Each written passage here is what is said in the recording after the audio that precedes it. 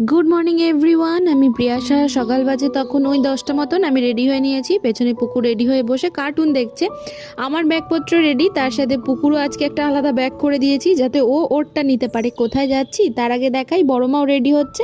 আজ বড় মাও যাচ্ছে আমাদের সাথে। টোটো বলেছিলাম, টোটো কাকু চলে আসার পরে তিনজনে মিলে রওনা দিলাম নিজেদের বোচকা সাথে করে নিয়ে।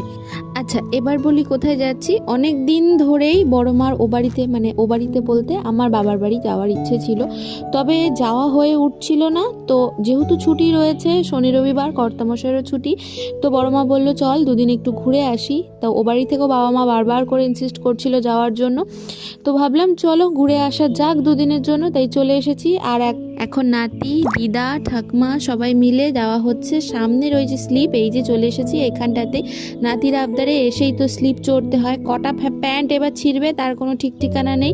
খানিকক্ষণ এটা চড়ে আবার বায়না হয়েছিল দোলনায় উঠবে, তবে বড় মা আর মা মিলে যাবে একটু দোকানে, সেই জন্যই। বড় ভিডিও আসছে, অবশ্যই চোখ রাখবেন, আশা করি ভালো লাগবে। আজকের মতো টাটা।